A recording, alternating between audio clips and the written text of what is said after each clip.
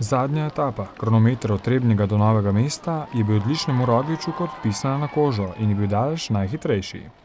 Na koncu je bil drugi Kolumbijec Rigoberto Urán, tretji pa še en Slovenec Matej Mohorič. Sonja, Tulje so vsi ostali, brez katerih ni nič. In besedo predajemo njegovemu kolesarskemu veličanstvu, kralju Bogdanu. Izvoli, Bogdan!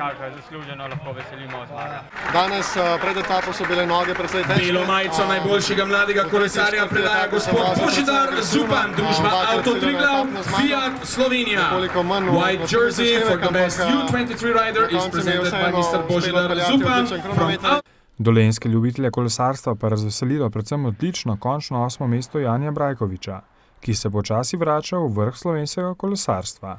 Sigurno sem zadovoljen, moram biti zadovoljen, saj letošnje leto se je zelo slabo začelo zaradi poškodb, ki smo pač koleno me je matralo oziroma motilo do, bom rekel, 2 tednov nazaj, kar je tudi oteževalo trening in pač pripravo na to dirko. Dirka je odlično uspela tudi z organizacijskega vidika, saj je iz leta v leto bolj dovršena, kar se pozna tudi po izredno močni konkurenci. Srebrni jubilej je nekako za nami, zelo lepo, 5 dni zelo dobrega vremena. Še enkrat več torej aplavz Tadeju Pogačarju, Ljubljana, Gustav Sauro.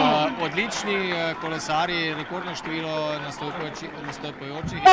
Ob takem dogodku in zavedanju, kako zahtevna organizacija takšne dirke po Sloveniji, 5-dnevne dirke po Sloveniji je, ko prideš na prizorišče, preprosto zaigra srce.